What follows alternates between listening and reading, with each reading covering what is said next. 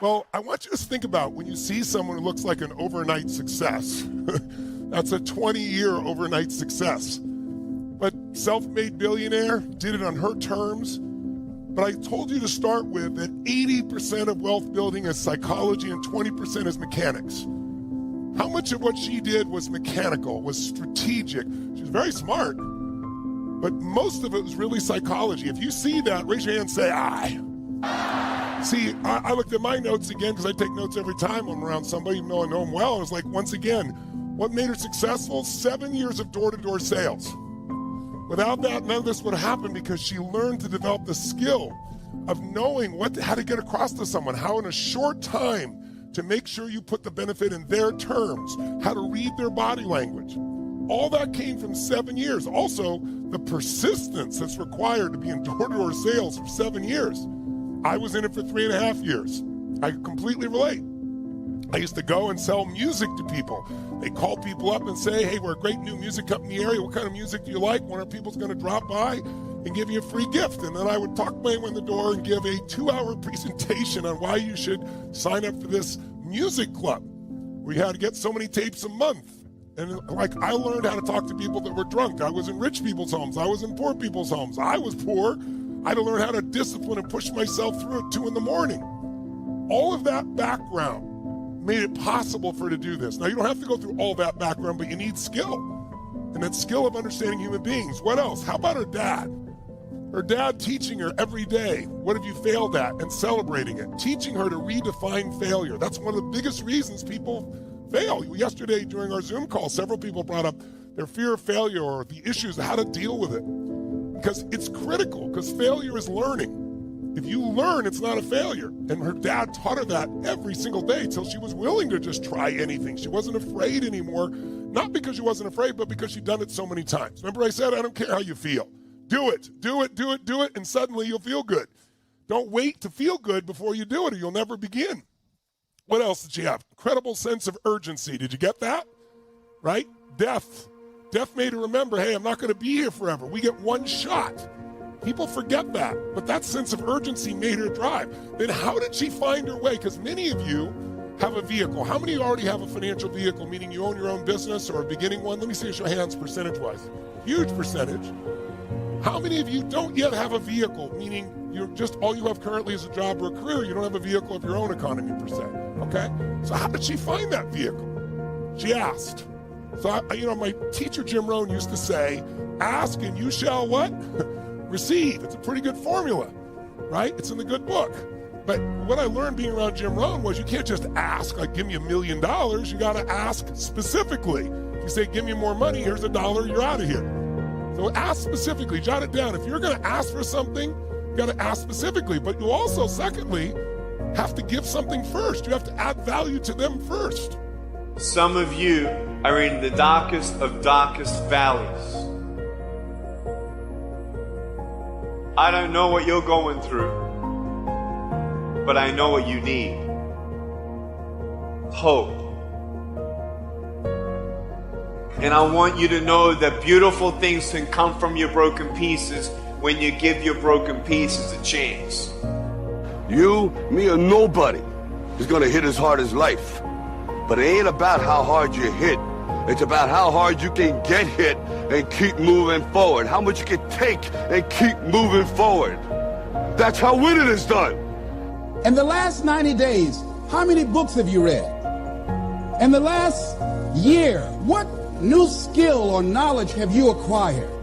What kind of investment have you made in you? So I'm saying that as you begin to look at where you want to go, if you want to make it today, and things are changing so fast, you have to literally run to stand still. I'm saying that you've got to make some conscious effort to begin to work to develop you. Your gift will make room for you. Now, what is your gift? It's the thing that you do the absolute best with the least amount of effort. That's your gift. Quit running away from the gift. Your gift will make room for you. Stop trying to be something you ain't gifted at. How to turn nothing into something. How tangible are ideas and imagination? Ideas that become so powerful in your mind and your consciousness, they seem real to you even before they become tangible. Imagination that is so strong that you can actually see it. You can actually see it. If somebody cannot see it when it is not here, then it will never be here. There's joy in the journey. I want to be a billionaire. Where I'm at right now, oh, please understand I'm cool. But if I could get $1 billion, though, if you destroy the dream, the Bible says a man without a dream or vision shall perish. It never mentions if you don't have an education. Today, for an entrepreneur to think big, piece of cake today.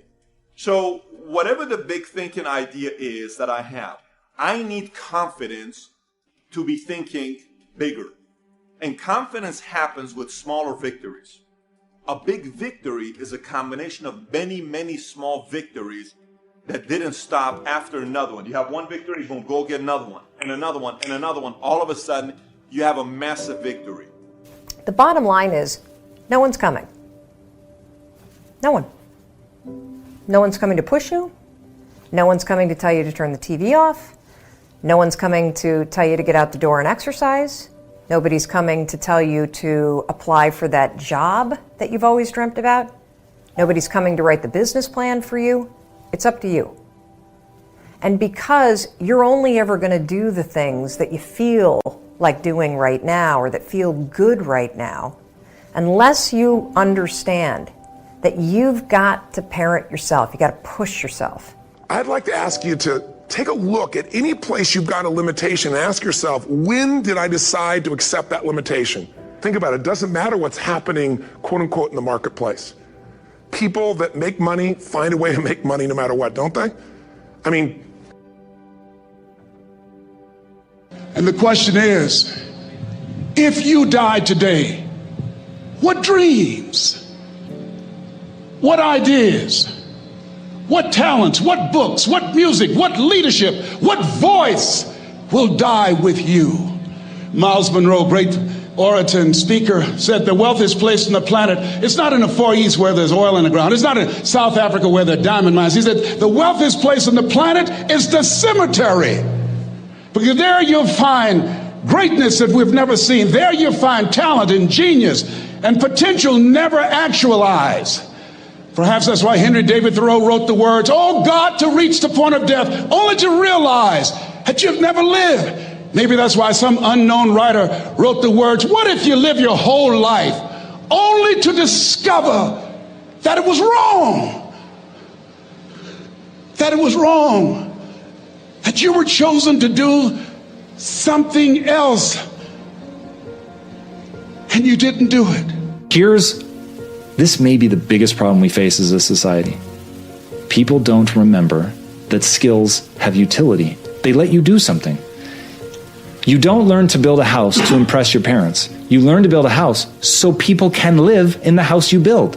And once people understand that, like, holy shit, you're building this house so somebody can live in it, build a home in it, have a family, be sheltered from storms, like, it's a real thing, man. And so all of that effort and energy you went into, I have the chills right now, is so you can create that moment for yourself, for other people. It is something so much more than going to architecture school, which maybe you went to because your parents wanted that and they were architects. And so you do that thing for that and you forget that the whole reason you became an architect was to build houses.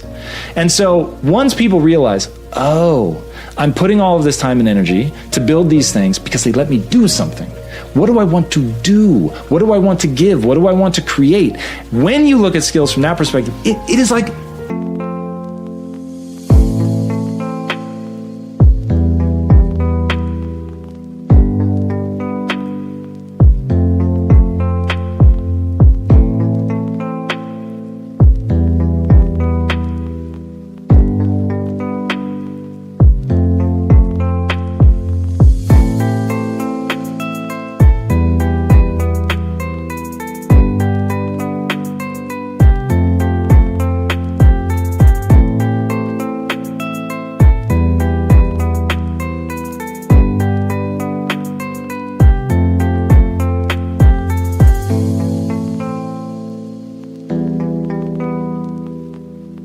it is being a superhero.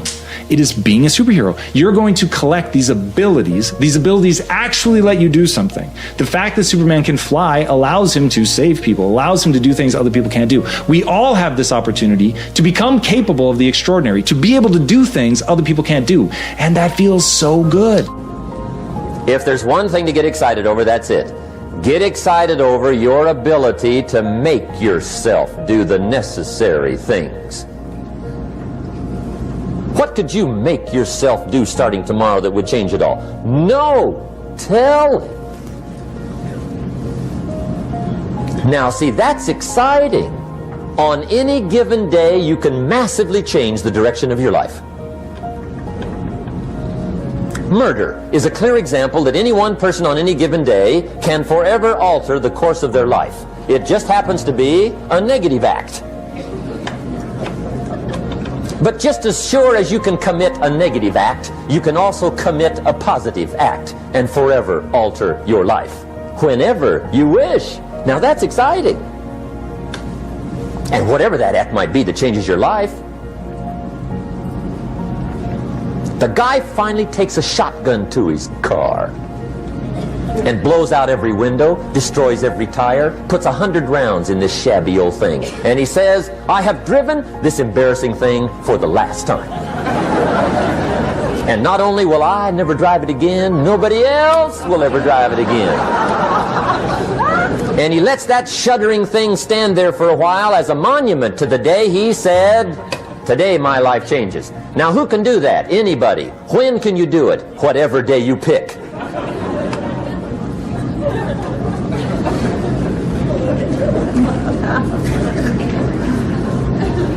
Now here's the key to discipline. Start with the little disciplines, get excited over the little disciplines, and get right on those, because those will lead to the big ones.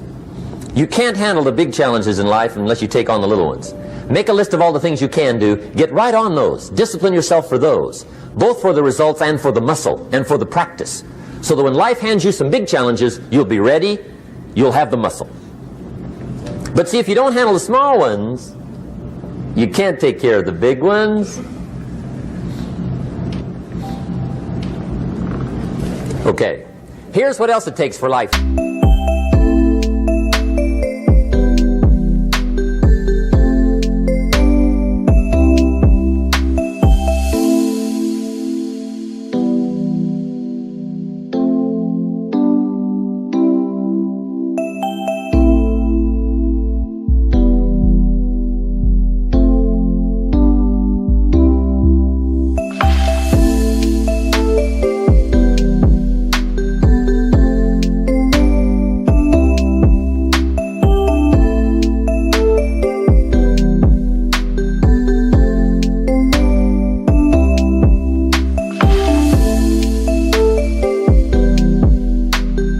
Change. Self-motivation.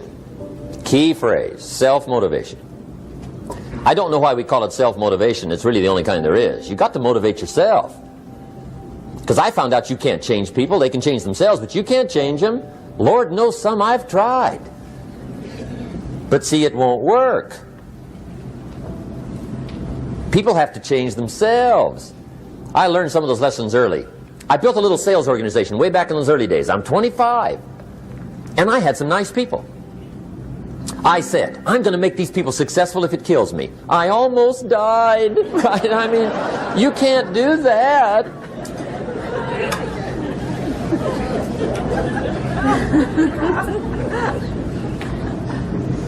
See, I've discovered this. Good people are not trained, they're found. You find good people. You don't make them good, you find them good. Training really is for the purpose of finding good people. You don't need much instruction for a good person. But too much training probably means you got the wrong people.